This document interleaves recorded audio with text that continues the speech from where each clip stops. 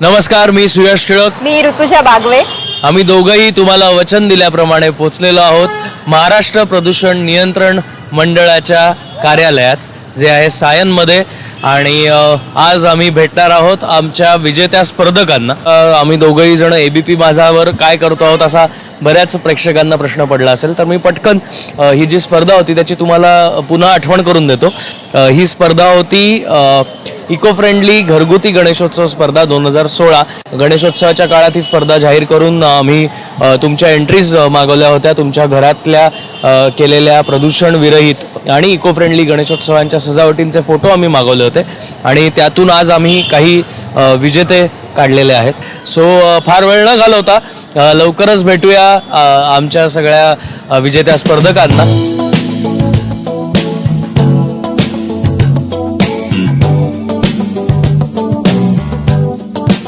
आम्ही दोघंही तुम्हाला प्रॉमिस केल्याप्रमाणे सायनला महाराष्ट्र प्रदूषण नियंत्रण मंडळाचं जे ऑफिस आहे तिथे येऊन पोचलेलो आहोत आमच्या 3 विजेत्या स्पर्धकांसहित. आणि हा जो महाराष्ट्र प्रदूषण नियंत्रण मंडळ आणि एबीपी माझा नी आयोजित केलेला पर्यावरण स्नेही घरगुती गणेशोत्सव स्पर्धा 2016 होती.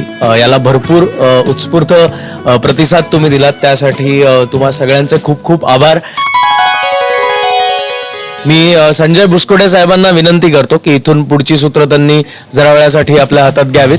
महाराष्ट्र प्रदूषण नियंत्रण मंडळ आणि एबीपी माझा च्या ज्या घरगुती गणपती स्पर्धेला आपण सुरुवात केली 3-4 वर्षापासून, आपल्या स्पर्धेमध्ये सुयश आणि ऋतुजा दोघंही आघाडीचे कलावंत आज सहभागी होत आहेत. आमच्या सगळ्या महाराष्ट्र प्रदूषण नियंत्रण मंडळाच्या अधिकारी आणि कर्मचाऱ्यांच्या वतीनं तुमच्या टाळ्यांच्या गजरामध्ये आम्ही सगळ्यांचं मनापासून स्वागत करतो. आमच्या प्रत्येक उपक्रमामध्ये डॉक्टर पी अनबलकर सर जे आमचे सदस्य सचिव आहेत, माननीय अध्यक्ष सतीश गवई सर आणि आमचे माननीय पर्यावरण मंत्री रामदासभाई कदम, पर्यावरण राज्यमंत्री माननीय प्रवीण पोटे पाटील, या सर्व मान्यवरांचं खूप मोठं सहकार्य असतं, कारण यांच्या भरघोस पाठिंब्याशिवाय आपण कुठलीच गोष्ट करू शकत नाही. सुयश, आणि या स्पर्धेला आम्ही सुरुवात केल्यानंतर महाराष्ट्रातनं खूप मोठा प्रतिसाद मिळतोय. तुमच्यासारख्या आघाडीच्या कलावंतांना घेऊन मुंबई, पुणे, औरंगाबाद सारख्या ठिकाणी लोकांनी यावं, सेलिब्रिटींनी यावं असा एक मोठा दबाव आमच्यावर येतोय. हे कधी जर का असेल तर आपण त्या ठिकाणी पण पुढल्या वर्षीपासून जाऊ असा प्रयत्न करू. दरवर्षीप्रमाणे मला सांगायला आनंद वाटेल की यावर्षी सर 1,75,000 पण घरगुती गणपतीच्या मूर्ती ज्या आहेत ते मुंबई आणि आजूबाजूच्या परिसरामध्ये आपण उपलब्ध करून देऊ शकलो केवळ आपल्या पर्यावरण विषयक जनजागृतीमुळे. 2010ला ही संख्या फक्त 5,000 मूर्तींची होती, आपण ज्याला प्रयत्न केले ते, आणि हे सगळं आपण वेगवेगळ्या स्पर्धांच्या माध्यमातून करतोय. यावर्षी मुंबई, पुणे या ठिकाणच्या सार्वजनिक गणेशोत्सव मंडळांमध्ये टोटल 550 पेक्षा जास्त मंडळांनी भाग घेतला होता. ही सार्वजनिक गणेशोत्सव मंडळांच्या मूर्ती आहेत, म्हणजे त्यातले संपूर्ण उत्सव आहेत. म्हणजे लोकांना जे हवं आहे ते करण्यामध्ये आपण यशस्वी होतोय. यामध्ये आघाडीचे कलावंत आहेत, वेगवेगळ्या वृत्तवाहिन्या आहेत, त्याच्याबरोबर वेगळी वर्तमानपत्र आहेत. ह्याच्यावर आपण ज्या स्पर्धा घेतो त्या स्पर्धांच्या माध्यमातून आपल्याला यश मिळतंय. मी अनबलकर सर तुम्हाला प्रथमतः विनंती करतो की एकूण या स्पर्धेबद्दल प्रथमतः आपण 2 मिनिटं आपण बोलावं की या स्पर्धेबद्दल एकूण काय वाटतं. गेल्या 5 वर्षापासून महाराष्ट्र प्रदूषण नियंत्रण मंडळ आणि एबीपी माझा यांच्या वतीने आपला घरगुती गणपतीच्या स्पर्धा, इको फ्रेंडली स्पर्धा आपण करत आहेत. आणि ज्या पद्धतीने जो इनपुट्स आणि ज्या पद्धतीने जो रिस्पॉन्स येते, म्हणजे तुम्हाला वाटलं तर म्हणजे पर्सेंटेजमध्ये मोजता येत नाही, कारण की 5,000 मधून आपला 2 लाख पर्यंत आपण पोहोचलो. 200 पटापुढे आपण पुढे चाललो, पण आपल्याला अजून फार पुढे जायचं आहे. परंतु या निमित्ताने सुयश आणि ऋतुजाजी या दोघांनी म्हणजे याला काय म्हणतो पण सामाजिक बांधिलकी, आणि समाज आपल्याला खूप दिले, आपण पण काही समाजाला द्यावा. आणि गणेश उत्सव कसं फार इमोशनली टाईडअप असते आपला महाराष्ट्रामध्ये, आणि याच्यामध्ये कुठल्याही परिस्थितीत पर्यावरणाला एन्व्हायरमेंटला धोका होता कामा नये, कारण की कुठल्याही सणामध्ये आपण पर्यावरणाला आपण धोका देऊ नाही शकत. कारण की सण कधी कशासाठी असते, सण बेसिकली थँक्स गिव्हिंग सारखं असतं. बेसिकली एक आभार मानण्याचे प्रकार असतात देवाला, किंवा ज्यांना देवा मानत नाही, ज्या नेचरला, निसर्गाला. या वतीने खऱ्या अर्थाने दोघांनी एक समाजाला बांधिक म्हणून राज्यासाठी आणि देशासाठी दोघांनी आले. मनपूर्वक आभार आहे, आणि तुमच्या वतीने पुन्हा एकदा आपल्याकडे स्वागत करतो. मला असं वाटतं ही नुसती स्पर्धा नव्हती, ही एक चळवळ होती, काहीतरी सामाजिक बांधिलकी जपून एक नवीन कार्य सुरू झालं असं म्हणायला हरकत नाही. आणि तुमच्याकडे बघून आता खूप सारे फॉलोअर्स तयार होतील असं मला वाटतंय. तर जे आजचे ह्या स्पर्धेचे विजेते आहेत त्यांना आपण हे MPCBचं प्रमाणपत्र द्यायला हवं. सो आज आम्ही त्यांना इथे बोलवलेलं आहे आणि आज यांच्या ऑफिसमध्ये आम्ही त्यांना प्रशस्तीपत्रक देणार आहोत हनुमनगल साहेबांच्या हस्ते. सो आपले पहिले विजेते आहेत या स्पर्धेचे आरती चव्हाण.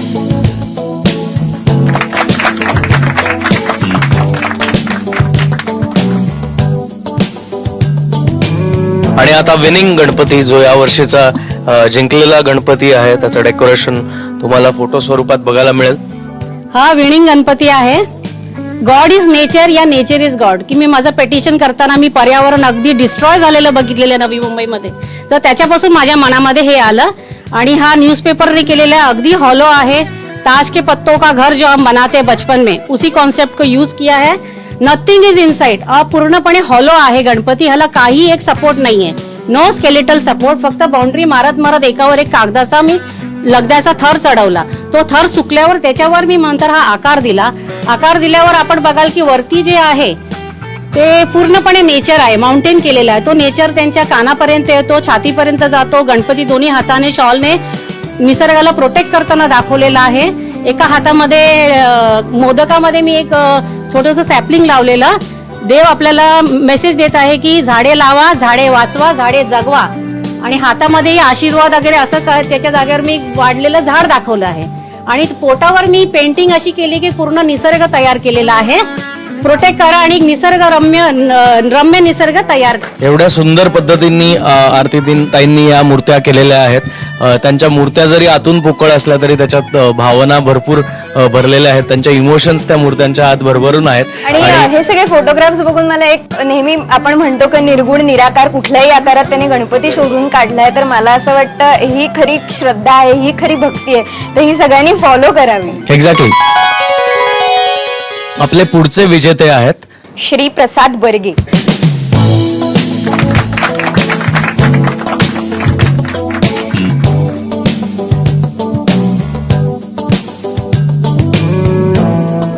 आम्ही स्वतःहून घरी गणपती बनवला. अख्खा गणपती स्वतः बनवला होता. हे नक्की काय करत होते? गणपती स्वतः बनवत होते म्हणजे प्रसादजी तुम्हीच सांगा. ठाण्याला एक म्युन्सिपल कॉर्पोरेशनची वर्कशॉप होती. त्या कार्यशाळेत आम्ही भाग घेतला आणि तिथेच शाडूच्या मातीचा आम्हीच दोघांनी गणपती बनवला. नुसता गणपती नाही बनवला तर त्याचं कलरिंग पण आम्ही तिथेच केलं आणि तीच मूर्ती आम्ही घरी प्रतिष्ठेसाठी आणली. अनुभव तर म्हणजे चांगलाच आहे, आयुष्यभर स्मरणात राहील असाच अनुभव आहे. चळवळीबद्दल असं सांगेन की जशी आता नोटबंदी आहे तशी गणपतीच्या काळात नोटबंदी करावी. म्हणजे लोक जास्त थर्माकोल किंवा प्लास्टिकचे आयटम्स खरेदी करणार नाहीत. आपल्या घरात जे वस्तू आहेत वापरायच्या डेकोरेशन तेच वापरतील आणि मग नोटबंदीचाही हेतू साध्य होईल आणि प्रदूषणही कमी होईल. नाही, इच्छा तिथे मार्ग असतो. मनातून एक आवड पाहिजे, कलेची जोपासना करायची आहे आपल्याला आणि प्रदूषणही कंट्रोल करायचं आहे. रेग्युलर ऑफिसच्या कामामधून वेळ काढून आम्ही संध्याकाळी 7 ते 8 आम्ही दर आठवडा आम्ही तिथे वर्कशॉपमध्ये जायचो आणि रविवारी आम्ही फुल डे बसायचो तिकडे. अवधूत पण असायचा फुल डे, तो त्यांचा पण हातभार आहे मूर्ती बनवण्यात. आणि डेकोरेशन आम्ही रात्रीच करायचो, म्हणजे रात्री 10 ते 2 पर्यंत आम्ही डेकोरेशनसाठी वेळ द्यायचो. तुम्ही ऐकलत की जर का खरंच मनापासून इच्छा असेल तर हे करणं काही अवघड नाहीये. प्रसादजी तुम्हाला पुन्हा एकदा खूप खूप शुभेच्छा.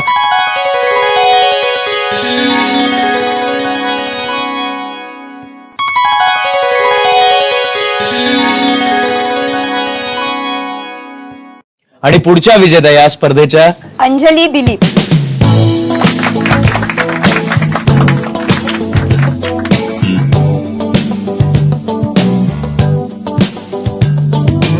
अंजलीताई आणि त्यांच्या आई आलेल्या आहेत. अंजलीताई, आम्हाला तुमचे विजेत्या गणपतीचे फोटोज त्याच्या याचं जर आम्हाला दाखवलं तर आमच्या प्रेक्षकांना काय सांगाल या सजावटीबद्दल? सगळ्यात महत्वाचं म्हणजे मी माझ्या आईकडचा गणपती बसवते आणि अखंड बांबू, पेपर, कागद साधा याच्यामध्येच केलेलं हे डेकोरेशन आहे.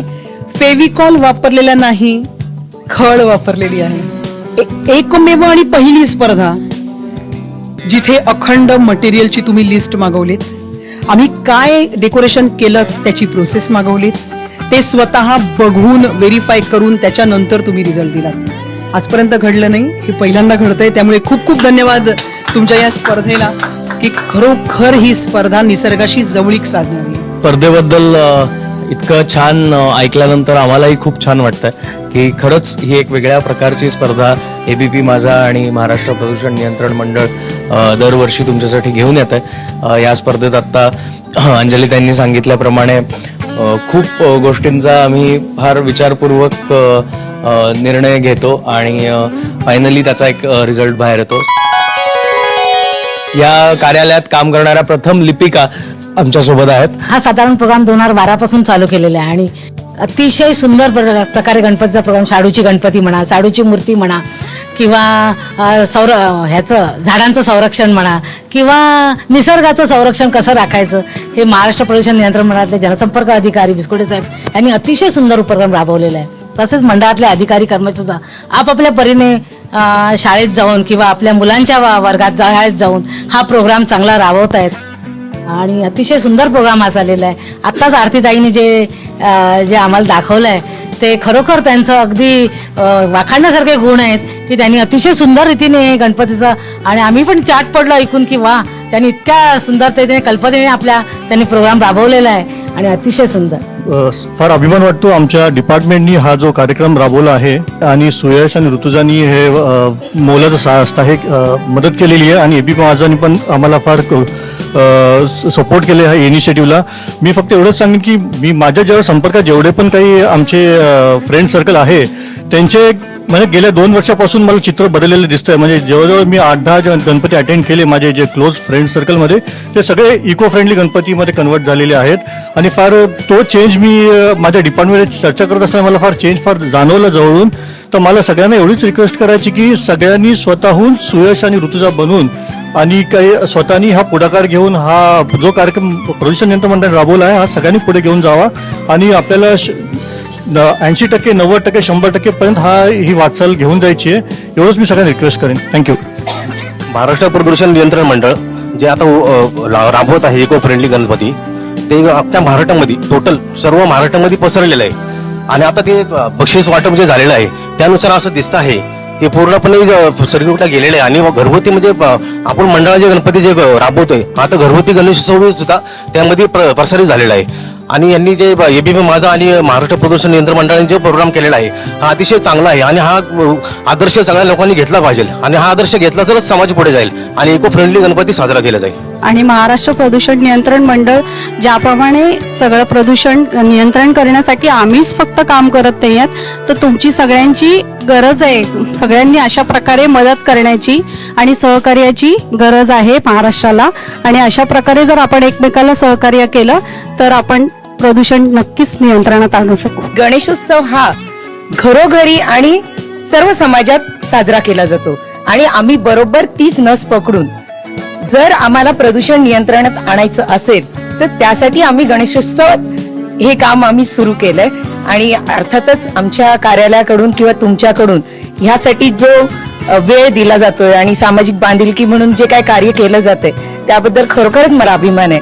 आणि माझं मत असं आहे की या कार्यक्रमात फक्त आम्ही कार्यालयातील कर्मचारी किंवा तुम्ही असे सामील न होता सर्वांनीच सामील व्हावं आणि सर्व महाराष्ट्रात इको फ्रेंडली गणेशोत्सव आणि प्रदूषण नियंत्रणासाठी लागणारं जे काही कार्य आहे ते सर्वांनीच आपलं कार्य समजून करावं हीच माझी नम्र विनंती आहे.